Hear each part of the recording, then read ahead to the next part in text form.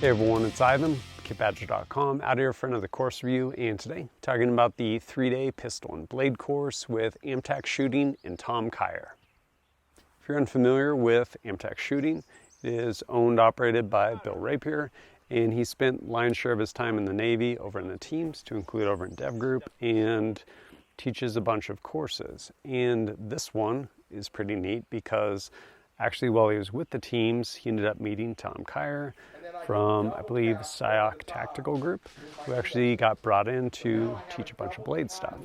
And so he's kind of been a teacher and mentor over the past years, and the opportunity for him to basically host a class where he was teaching largely pistol combatives, and Tom Kier brought his knowledge in from kind of the pistol combatives blade world. So pretty neat class.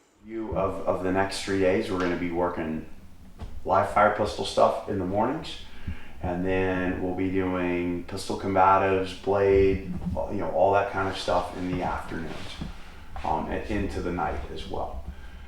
After a kind of short intro, ended up heading down to the range, and Bill got after it, kind of crawl, walk, run. Initially starting with kind of going over circle of awareness and progressing from there. Back up one step. What's most important to protecting yourself and your family, number one, is going to be awareness, right? Being aware of what's going on, right? If you're initially starting with some slow aim fire, just kind of shaking the rust off. From that, we ended up moving into the idea and concept of full trigger reset. So rather than pinning the trigger to the rear, going until you just reset it, basically letting it all the way out to reset, and kind of the how and why behind that, and getting some reps with it. And Bill also went over kind of the idea and concept behind a slow draw. As civilians or undercover guys, you would want to do a concealed slow draw. And step number one for me is a strong side carrier, right? Doesn't matter how slow I pull my pistol out right here. If you're looking at me, you can see it. So step number one for me is going to be, I blade myself, right? And then I might actually, hold on just 1 second. Okay. Right, and then I pull a gun out. What did you say? I just saw your finger pointing. That was it. Did you follow? I followed you, yeah. Yeah, so. Then we went into one-handed draw strokes. Again, idea being combative. So chances are there's something more important for your other strong hand to do rather than just try and clear a cover garment, whether it's draw another weapon or create space, whatever it may be. So started working through that.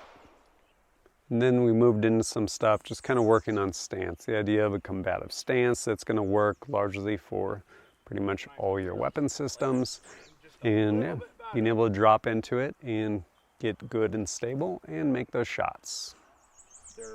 And then probably one of my favorite things with the AMTAC Training Center, getting to go basically shoot that run and gun.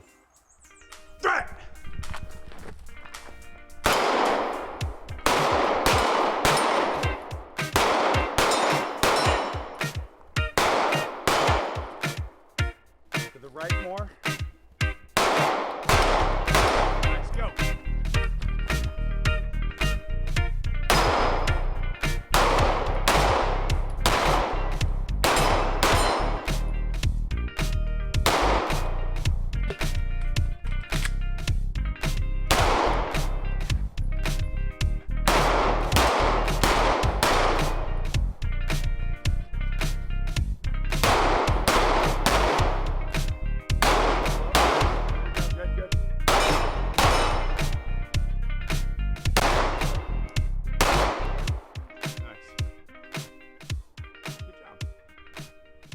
Well, the morning of day one was dedicated to live fire. After that, in the afternoon, ended up going up and basically dedicated to blade work, and started going over some of kind of targeting with respect to blades, and kind of down the rabbit hole of targeting, which was really interesting. Something else pretty cool was kind of going over the physics of fighting, and Tom Kier has basically gone down the rabbit hole with all this stuff. As far as like, hey, well, when this happens, then this happens. And you're like, oh yeah, of course. But does it really? and diving into the science, like repping it out, creating a bunch of data around it, and then consequently, like, hey, this is actually how this works, and this is why this works out. Whether it's something as simple as basically moving, essentially shifting someone's hips so they can never actually get stable enough to be grounded, to be able to push you, and yeah, pretty wild, just like the physics of it. Really interesting. When I feel you set your hips and I take you too far. And then you try to stop it. And then I take you too far the other way. And then you try to stop that. And I'm constantly keeping you. We ended up ultimately kind of working through some fairly simple drills, just again, creating a foundation, and then wrapping up that day one. Coming back out, day two, back down at the range with Bill Rapier, and this time getting into some timed stuff. Largely just kind of working speed and creating a baseline that we'd eventually come back to see where we were when we were completely cold, and check it later when we had largely warmed up. And yeah, just get to work through some reps. And then everyone's favorite, slowing it back down to some slow aim fire at like 25 yards at B8s. Honestly, it's most people's not favorite, but definitely valuable. And then another opportunity to do the run and gun. This time a different portion that hadn't shot yet, and yeah, it was a good time. Stand by.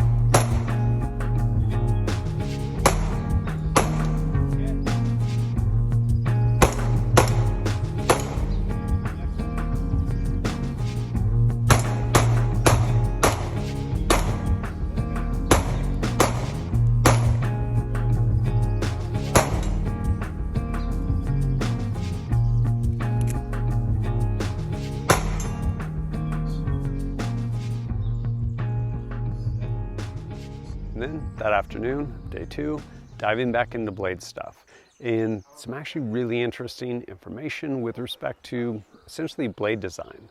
Tom, Kier going over all of these different aspects where as a layman you're like, oh yeah, knife. And then kind of coming out the other side like, oh, this is why this is this way, or this is this way because someone has no idea what they're doing with respect to making a knife. And yeah, incredible wealth of knowledge. Really interesting. I have this grip when the blade is open. In the middle of a violent encounter, that is not the grip I would want to have on my blade. And then our class was incredibly fortunate that Carl and Bong Atienza were there. So you have Sayoc Kali and Atienza Kali, those two being brothers, kind of sister schools. And basically some of the most knowledgeable and most dangerous people in the world, like bam, all in one room. And so it's pretty cool. Carl ended up going over, again, kind of some blade design with respect some of the short swords that they use. I guess we'll call them short swords, long knives, that they use in Atienza Kali. And then some light hands-on, basically going through some tapping drills, which again, creating a foundation for stuff we would do later and just kind of working through some reps. Building on all that stuff, kind of getting into mass attack. So initially dealing with 2 attackers and kind of working from there, concepts and principles. Then coming back, morning to day 3, back to live fire and another cold start of sorts. This one, definitely a higher round count, Again, maintaining accuracy standard, I want to say 10 rounds essentially into A zone, then transition to another target, and 9 rounds into the credit card. So can't throw rounds and you want to go fast, so got after it. And then after that, just getting to get some reps, kind of working on that cadence, balancing that speed as well as the accuracy component. And eventually we moved into some strong hand only shooting to include reloads, which it can be a little bit tricky.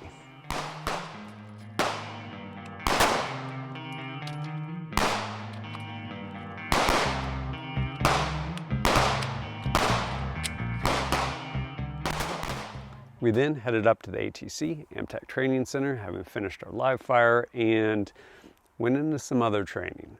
Pretty interesting too, just listening to Tom Kier kind of talk about training methodology, in that you'll have scenarios which are on the far side, and then over here you'll have like an isolation of a skill, whether it's like 25-meter bullseye shooting or something like that, and kind of everything in between. And the value in essentially creating a drill, we'll call it, because hey, we need you to go do this. Like, you need to perform this, and this situation is set up for you to do that, versus a scenario where someone's like, I'm gonna turn left instead of right, and then they miss what they were supposed to go do. So hey, you're gonna go get put in this situation, you need to perform this. We're gonna work on doing this stuff under pressure. And yeah, getting after it, to include working on framing. Pinning is when I stick someone against a fixed object, and now I can control things really well there. Again, another drill we'll say is being able to produce weapons under pressure. So there you are, 3, 2, 1, go, and got to get the weapons out and be able to defend yourself. Go!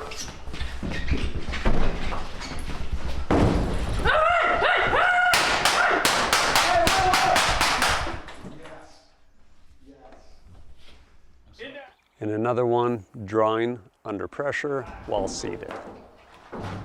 At one point, all the instructors were like, kind of need to be more violent. They're like, Bill, hop in here. So Bill Rapier went ahead and hopped in there.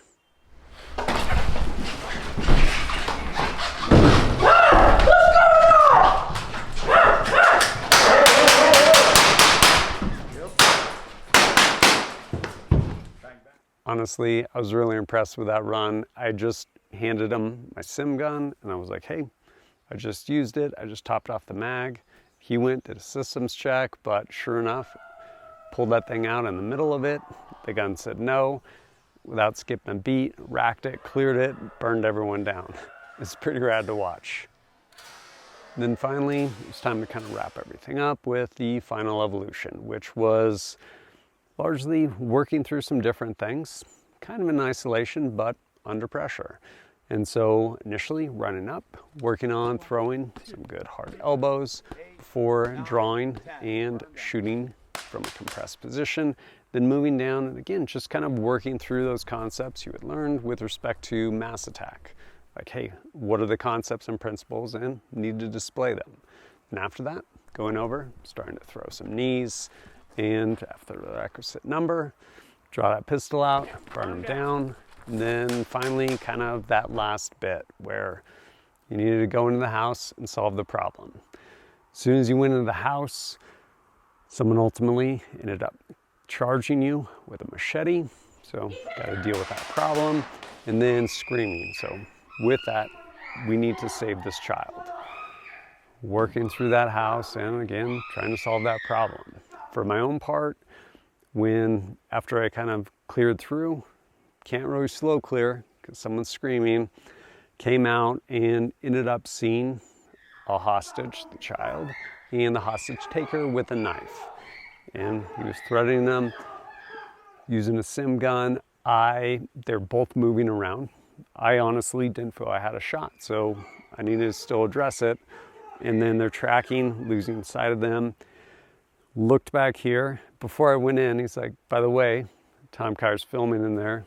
Don't shoot him. I was like, roger that. Looked, and the way they had positioned light, it was blackness, although I could see Tom back there. And mission oriented, turned, went after the hostage taker to rescue the kid. And since I didn't have a shot, basically closed that distance till I could make contact shot. Contact shot straight into the top of the head twice, at which point another assailant had ran up and tackled me. So tackled midair, had just shot this guy, turned and burned him down, 4 shots while airborne, and then crashed. Kind of ended up in the out of bounds area.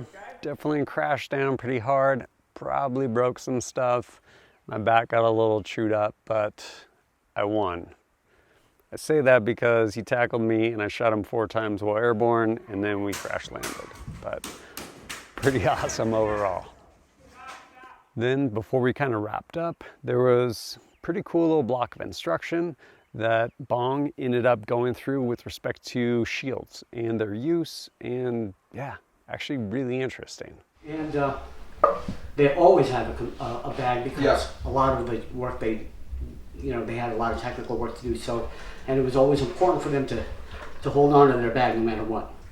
And so we figured out if you're going to have this bag, if you need to protect this bag with your life, you might as well make this a tactical advantage. So we started developing ways to make that bag better for you. And one of the things that we came up with was shields. Like this is a shield edition. Let's say if you have it's pretty easy to see shields as like these antiquated things that like tribes, knights, whatever used like back in the day, but yeah, definitely valid even today. I would have to say that class is probably the best integrative combatives class, like just violence. As Tom Kier would say, violence with a capital V. And yeah, integrative combatives. So whether it's pistol, throwing elbows, knees, all the blade work, all of it. And again, centered and directed towards like realistic violence. Not like, hey, here's some rules and we're gonna go fight. But hey, there's 3 guys, maybe a 4th that I can't see, and I need to defend myself because if I don't, I'm going to die. So what tools do I have on me? What tools should I have with me? And yeah, how do I use those tools? Really, really incredible. Not to mention just the wealth of knowledge there. One, just between Bill Rapier and Tom Kier, and then because of scheduling, Carl and Bong Atienza having just finished something and being able to drop in too. And yeah, really, really incredible. And basically, it's one of those things where you can go study this martial art, like fill in the blank, for a year. Or you could go do this for 3 days. And when there are no rules, 3 days of this is going to win out like 99% of the time over 1 year of pretty much whatever discipline you want to say. Because, yeah, we're looking at violence with respect to violence, like no rules, no borders, like nothing. So, hey, like how do we navigate this when it's like a true sandbox? And yeah, really fascinating and amazing, amazing information. If you're interested in becoming more practiced in the scope of violence with respect to protecting your life as well as those of your loved ones, I would encourage you to do so. There'll be links down below where you can check out all of the classes by either AMTAC Shooting with Bill Rapier, as well as Tom Kier, and some of the Sayoc Kali stuff. Incredible stuff, and yeah, definitely grateful for the opportunity. But as always, thanks for joining us at kitbadger.com. Look forward to seeing you next time.